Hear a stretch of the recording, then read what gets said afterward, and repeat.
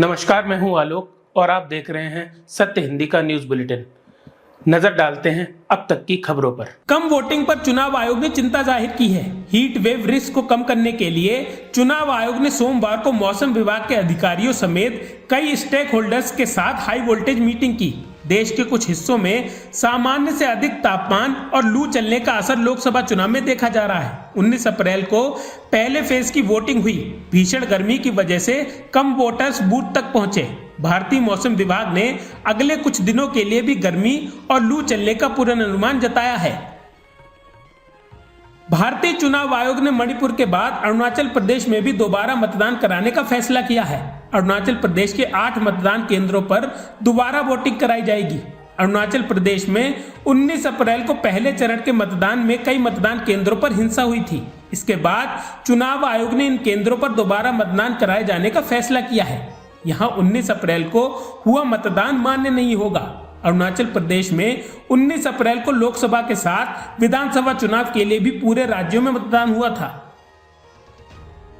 शिरोमणि अकाली दल ने प्रधानमंत्री नरेंद्र मोदी के बयान पर तीखा हमला किया है। पार्टी ने प्रधानमंत्री मोदी के उस बयान की आलोचना की है जिसमें उन्होंने कांग्रेस पार्टी के लोकसभा चुनाव घोषणा पत्र पर विवादास्पद बयान दिया है। शिरोमणि अकाली दल के महासचिव और प्रवक्ता परमबंस सिंह रोमाना ने पीएम मोदी के बयान वाला वीडियो क्लिप को साझा करते हुए कहा कि जहर और नफरत एक अलग ही ऊंचाई पर पहुंच गया है। उन्होंने कहा, हम सभी के साथ दिक्कत यह है कि हम अन्याय के बारे में तभी सोचते हैं जब हमारे खिलाफ होता है। उन्होंने कहा, यदि आज वे हैं तो कल हम होंगे। शर्मनाक और बहुत परेशान करने वाला।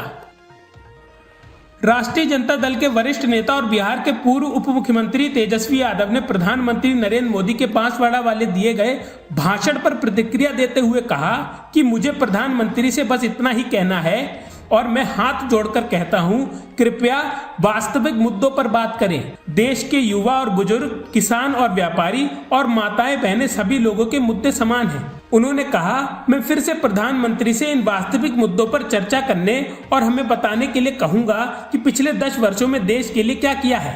बिहार के लिए, देश के लिए आपका क्या दृष्टिकोण है। वे इस बारे में बात नहीं कर रहे हैं, इसके बजाय मंदिर और मुसलमानों के बारे में बोल रहे हैं।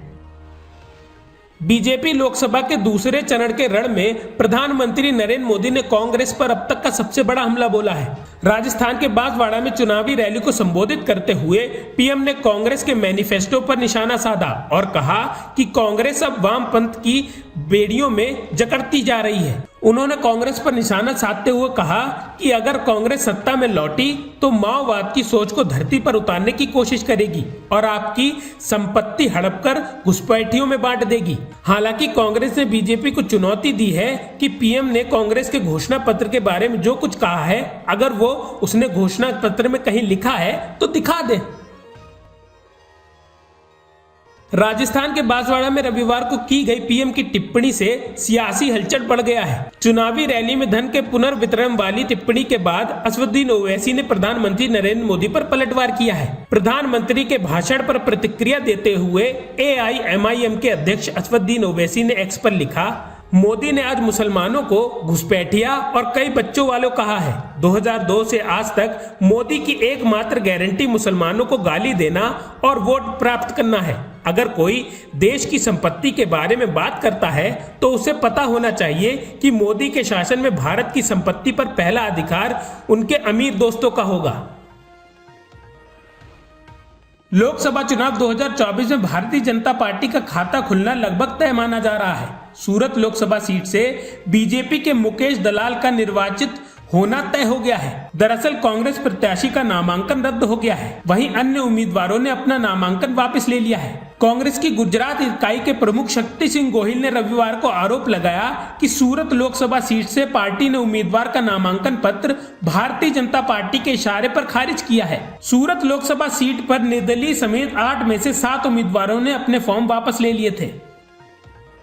केंद्रीय मंत्री और अमेठी लोकसभा क्षेत्र से भारतीय जनता पार्टी की उम्मीदवार स्मृति ईरानी ने सोमवार को दावा किया है कि राहुल गांधी 26 अप्रैल को वायनाड में मतदान होने के बाद अमेठी आएंगे। स्मृति ईरानी ने सोमवार को भेटुआ और बादर में नुक्कड़ सभाओं को संबोधित करते हुए कहा, 26 अप्रैल को वायनाड में मतदान होने के बाद राहुल गांधी अमेठी को परिवार बताते हुए आएंगे और यहां समाज में जातिवाद की आग लगाने का काम करेंगे।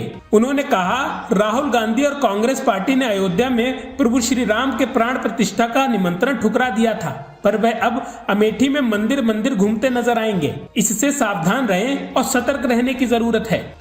दिल्ली के मुख्यमंत्री और आम आदमी पार्टी के राष्ट्रीय संयोजक अरविंद केजरीवाल को राहत देने की मांग वाली याचिका सोमवार 22 अप्रैल को हाई कोर्ट ने खारिज कर दी। साथ ही दिल्ली हाई कोर्ट ने याचिकाकर्ताओं पर 75,000 रुपए का जुर्माना लगाया। हाई कोर्ट ने कहा कि इस मामले में याचिकाकर्ताओं का सीधे तौर पर कोई लेना देना नहीं है। हाईकोर्ट ने कहा, अरविंद केजरीवाल जेल के भीतर हैं और वे खुद भी अदालत में याचिका दायर कर सकते हैं। अगर उनको किसी तरीके की कोई राहत चाहिए तो वो खुद याचिका दायर कर सकते हैं। ईडी और तिहाड़ जेल प्रशासन ने अरविंद केजरीवाल के अपने डॉक्टर से परामर्श लेने की याचिका पर विरोध किया। आम आदमी पार्टी की नेता आतिशी ने कहा कि ईडी और तिहाड़ जेल प्रशासन ने कोर्ट में कहा है कि वो एम्स के डॉक्टर से सलाह ले रहे हैं। एम्स के डॉक्टर अच्छे और बेहतर हैं, लेकिन कल के मेल से साबित हो गया है कि तिहाड़ जेल प्रशासन ने एम्स के किसी डॉक्टर से सलाह नहीं ली है। जो डाइट चार्ट दिया गया है वो शुगर डॉक्टर का नहीं बल्कि एक डाइट सलाहकार का है। कांग्रेस ने सोमवार को प्रधानमंत्री नरेंद्र मोदी पर जहरीली भाषा का इस्तेमाल करने का आरोप लगाया है। राहुल गांधी ने पीएम मोदी पर निशाना साधते हुए कहा कि झूठ के कारोबार का अंत निकट है। कांग्रेस सांसद राहुल गांधी ने देश में बढ़ती महंगाई और बेरोजगारी के लिए पीएम मोदी को घेरा है। सोमवार को कांग्रेस ने बढ़ती महंगाई और बेरोजगारी पर एक वीडियो शेयर किया है। पार्टी के सांसद राहुल गांधी ने कहा, देश में महंगाई और बेरोजगारी चरम पर है और पीएम कह रहे हैं कि सब कुछ ठीक है। उन्होंने आगे कहा, पीएम मोदी के पास वास्तविक मुद्दों से ध्यान भटकाने के लिए कई रणनीति हैं, लेकिन अब झूठ के कारोबार का अंत निकट आ रहा है। बिहार और देश भर में अपने बयानों से सुर्खियों में रहने वाले बेगूसराय के एनडीए प्रत्याशी गिरिराज सिंह विपक्ष के निशाने पर हैं। पिछले दिनों गिरिराज सिंह द्वारा दिए गए बयान पर इंडिया गठबंधन के बेगूसराय के संयोजक और पूर्व सांसद शत्रुघ्न प्रताप सिंह ने इसकी शिकायत भी चुनाव आयोग से की है। चुनाव आयोग को लिखे अपने पत्र में शत्रुघ्न प्रताप सिंह ने कहा कि 19 अप्रैल को बेगूसराय के डीजी कॉलेज में आयोजित आशीर्वाद सभा में गिरिराज सिंह ने अपने कार्यकर्ताओं से कहा कि पाकिस्तान परस्त देशद्रोहियों से वोट मांगना गलत है। गिरिराज सिंह ने कहा, इस बयान के बाद जिले में तनाव की स्थिति बढ़ गई है। लोकसभा चुनाव के लिए उत्तर प्रदेश के फतेहपुर सीकरी में मुख्यमंत्री योगी आदित्यनाथ ने मथुरा और वृंदावन के विकास को लेकर बड़ा ऐलान किया है। सीएम ने अयोध्या और काशी का भी जिक्र किया। सीएम ने कहा, अब ब्रजभूमि का भी नंबर आने वाला है। अयोध्या और काशी ने अपने लक्ष्यों को प्राप्त कर लिया है, अब आपकी बारी है। उन्होंने कहा, अब विकास के लिए कोई आपको तरसाने की हिम्मत नहीं कर पाएगा, क्योंकि अब तो आगरा में भी आपका नया एयरपोर्ट बन रहा है। आगरा भी गंगा जल से सेवन कर रहा है और घर घर नल लगाए जा रहे हैं। मणिपुर में इनर मणिपुर लोकसभा क्षेत्र के 11 मतदान केंद्रों पर आज यानी 22 अप्रैल को फिर से वोटिंग होगी। चुनाव आयोग ने शनिवार को इसे लेकर आदेश जारी किया था। इन बूथों पर 19 अप्रैल को लोकसभा चुनाव के फर्स्ट फेज के वोटिंग के दौरान हिंसा और तोड़फोड़ हुई थी। सुबह 7 बजे से शुरू वोटिंग शाम 5 बजे तक चलेगी। आज वोटिंग के दौरान हिंसा ना हो, इसके लिए चुनाव आयोग ने इन बूथों पर अतिरिक्त सुरक्षा बलों की तैनाती की है। कांग्रेस ने लोकसभा चुनाव के लिए रविवार को नई लिस्ट जारी की है। पार्टी ने आंध्र प्रदेश की 9 और झारखंड की 2 लोकसभा सीटों पर उम्मीदवारों का ऐलान किया है। इसके साथ ही कांग्रेस ने झारखंड के गोड्डा लोकसभा सीट से उम्मीदवार बदल दी हैं। पार्टी ने यहां से दीपिका सिंह पांडे की जगह प्रदीप यादव को अपना उम्मीदवार घोषित किया है। वहीं रांची लोकसभा सीट से पूर्व केंद्रीय मंत्री सुबोध कांत सहाय की बेटी यशस्वी सहाय को टिकट दिया है। कांग्रेस ने रविवार को केंद्रीय चुनाव समिति की बैठक बुलाई थी। इस बैठक में कांग्रेस अध्यक्ष मल्लिकार्जुन खड़गे और सोनिया गांधी मौजूद रहीं। तेलंगाना के सीएम रेवंत रेड्डी ने कहा कि उनकी पार्टी कांग्रेस राज्य की 17 सीटों में से 14 सीटें जीतेगी। रेड्डी ने कर्नाटका की राजधानी बेंगलोर में एक अनौपचारिक बातचीत के दौरान संवाददाताओं से कहा, हर दवा की एक समाप्ति तिथि होती है। उन्होंने कहा कि प्रधानमंत्री नरेंद्र मोदी 2024 का लोकसभा चुनाव हार जाएंगे। सीएम रेड्डी ने कहा, मोदी की गारंटी कोई गारंटी नहीं है। उन्होंने विपक्षी बीआरएस को लोकसभा चुनाव में एक भी सीट जीतने की चुनौती दी है। बीआरएस द्वारा खोए गए वोटों से बीजेपी को फायदा हो सकता है। लेकिन कांग्रेस अभी भी कम से कम 14 सीटें जीतेगी। दिल्ली आबकारी नीति मामले में ईडी नया आरोप पत्र दाखिल करने वाली है। इसे अगले 3 हफ्ते के अंदर दाखिल किया जाने की संभावना है। मीडिया रिपोर्ट्स के अनुसार आरोप पत्र में अब आम आदमी पार्टी को आरोपी बनाया जा सकता है। यदि इसे आरोपी बनाया जाता है तो पार्टी की संपत्ति जब्त कर ली जाएगी, बैंक खाते फ्रीज किए जा सकते हैं और इस पार्टी को खत्म किया जा सकता है। इंडियन एक्सप्रेस ने सूत्रों के हवाले से खबर दी है कि आरोप पत्र अंतिम मसौदा तैयार किए जाने के चरण में है। रिपोर्ट के अनुसार इस नए आरोप पत्र में 4 या 5 आरोपियों के नाम शामिल होने की संभावना है।